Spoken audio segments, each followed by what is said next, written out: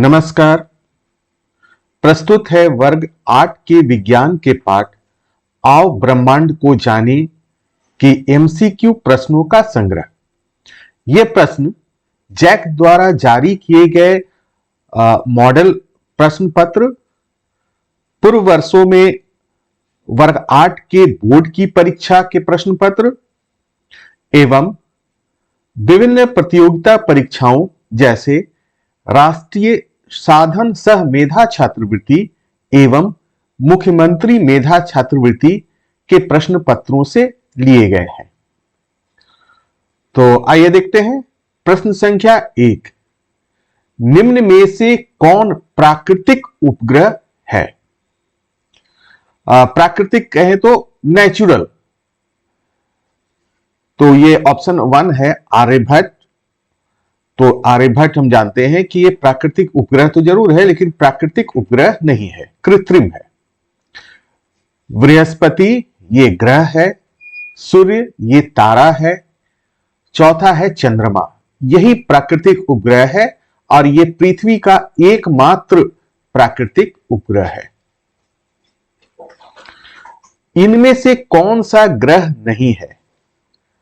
Option number 1 serious, ये serious ही ग्रह नहीं है।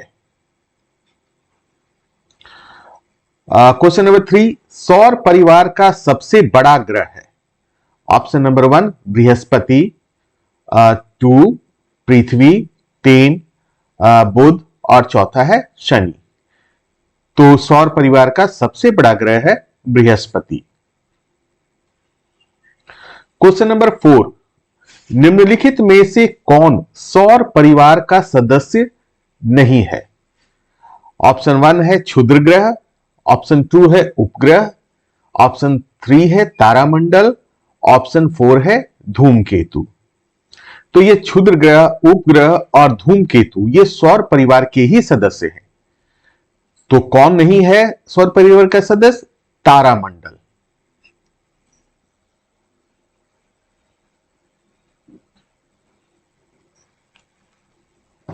क्वेश्चन नंबर 5, इनमें से किसे प्रातः तारा या प्रभात तारा कहा जाता है? ऑप्शन नंबर 1 है ध्रुव तारा, 2 है बृहस्पति ग्रह, 3 है सीरियस और चौथा है शुक्र ग्रह। तो शुक्र ग्रह को प्रभात तारा या सांध्य तारा भी कहा जाता है। क्वेश्चन नंबर 6 है, रात्रि के समय साफ आकाश और काली रात में टूटते तारे दिखाई देते हैं। आपने देखा होगा कि जब साफ रहता है बिल्कुल आसमान रात में, तो आपको कुछ टूटते हुए तारे नजर आएंगे। तो ये क्या है?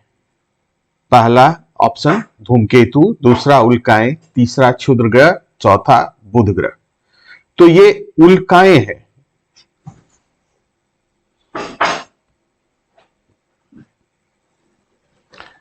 ग्रहों की परिक्रमा करने वाले खगोलीय पिंड को कहते हैं। जो ग्रह की परिक्रमा करते हैं उनको क्या कहते हैं? तो वो कहलाते हैं उपग्रह।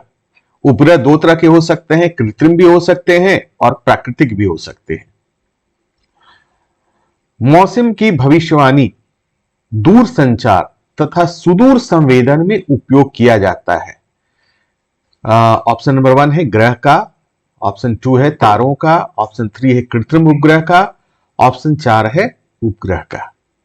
तो ये कृत्रिम उपग्रह है, इनसे मौसम की भविष्यवाणी, दूर संचार, सुदूर संवेदन इसमें उपयोग किया जाता है। सूर्य से सबसे अधिक दूरी वाला ग्रह है कौन सा है? ऑप्शन 1 है नेपच्यून, ऑप्शन 2 है शनि, ऑप्शन 3 है बुध, ऑप्शन 4 है बृहस्पति। तो सबसे अधिक दूरी जो हमारे सौर मंडल में है जिस ग्रह का, वो है नेपच्यून।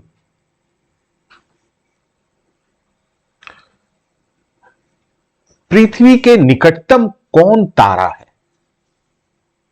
ऑप्शन 1 है मृग, ऑप्शन 2 है शर्मिष्ठा, ऑप्शन 3 है सूर्य, ऑप्शन 4 है ध्रुव तारा। तो जो सबसे निकट का हमारा तारा है वो है सूर्य। और इसे याद रखें, सूर्य एक तारा है, ये ग्रह नहीं है। किस ग्रह के सबसे अधिक उपग्रह हैं? ऑप्शन 1 है बृहस्पति, ऑप्शन 2 है शनि, ऑप्शन 3 है बुध, ऑप्शन 4 है मंगल। तो इसका आंसर है बृहस्पति। इसका जो उपग्रह है सबसे अधिक है। आप अगर सर्च करेंगे तो कहीं कहीं आपको इसका आंसर शनि भी मिलेगा। वो इसलिए मिलेगा कि विभिन्न ग्रहों के उपग्रह लगातार खोजे जा रहे हैं। तो एक समय ऐसा था जिस समय शनि के उपग्रह की संख्या बृहस्पति से ज्यादा था, लेकिन वर्तमान में बृहस्पति के उपग्रहों की संख्या शनि के उपग्रहों की संख्या से ज्यादा हो गई है। इसलिए अभी हमारा आंसर होगा बृहस्पति।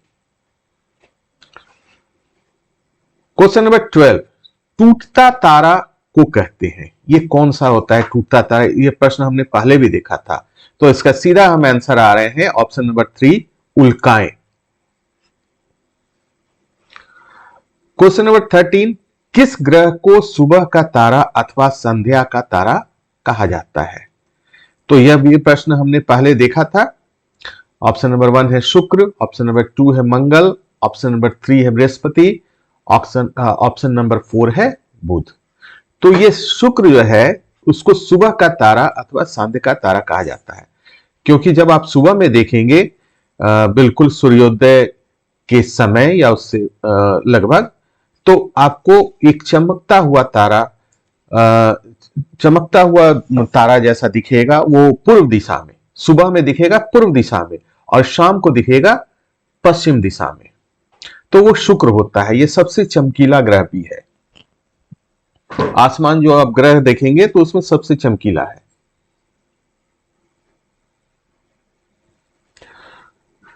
क्वेश्चन नंबर 14, जब तारे एक मान्य आकार बनाते हैं तब कहलाते हैं? ऑप्शन नंबर 1 तारामंडल, ऑप्शन 2 प्रणाली, ऑप्शन नंबर 3 है आकाशगंगा और ऑप्शन नंबर 4 है क्षुद्र ग्रह। तो ये तारामंडल है जो एक आकार बनाते हैं। हमारे सौर मंडल के कौन से 2 ग्रह पूर्व से पश्चिम की ओर घूर्णन करते हैं?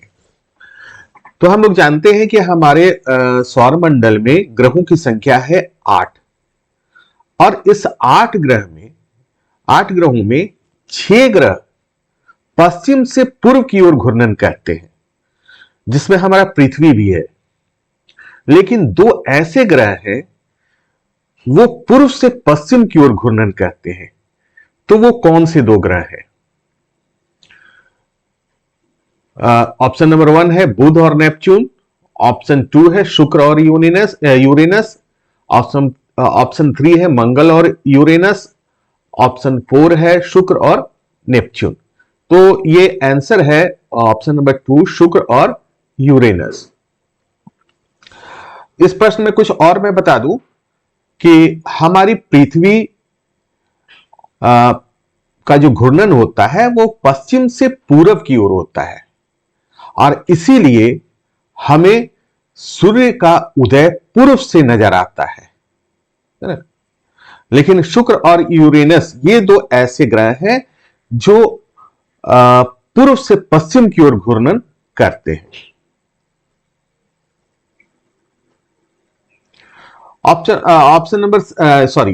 प्रश्न संख्या 16, सूर्य से दूरी के बढ़ते हुए क्रम में सौर मंडल के पहले 3 आंतरिक ग्रहों का सही क्रम है? जब सूर्य से दूरी का हम क्रम देखते हैं तो सबसे पहला हमारा आता है बुध, उसके बाद शुक्र, उसके बाद पृथ्वी। तो यहां हमारा ऑप्शन नंबर जो 3 है वो आंसर है। यहां एक चीज और देखें कि यहां एक शब्द आया है आंतरिक ग्रह। जो हमारे 8 ग्रह है ना, इनको 2 भागों में हम बांट सकते हैं। आंतरिक ग्रह यानी ये थोड़ा सूर्य से नजदीक के ग्रह है और इसके बाद के जो ग्रह है 5 ग्रह, उनकी दूरी सूर्य से काफी ज्यादा है।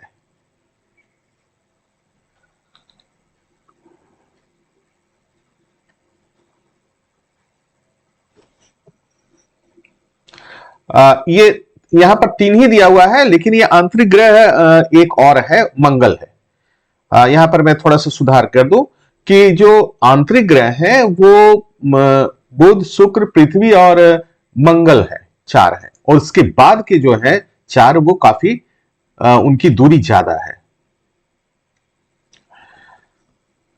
Question number 17। एक तारा पृथ्वी से 20 प्रकाश वर्ष दूर है। उसके प्रकाश को तारे से पृथ्वी पर पहुंचने के लिए कितना समय लगेगा? तो सबसे पहले तो जाने कि यह प्रकाश वर्ष क्या होता है। प्रकाश वर्ष खगोलीय पिंडों जो है, दूरी नापने का एक इकाई है।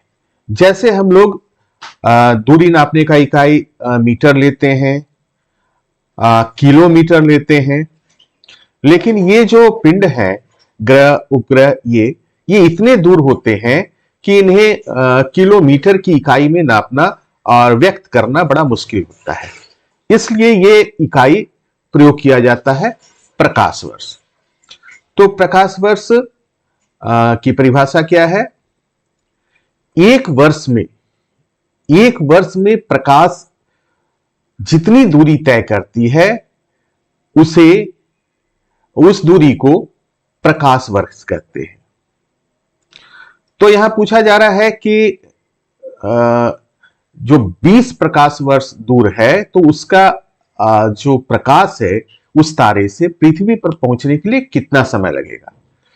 तो 20 प्रकाश वर्ष दूर है, अर्थात उसके जो प्रकाश है हम तक पहुंचने में 20 वर्ष लगेगा, क्योंकि यही तो प्रकाश वर्ष की परिभाषा है।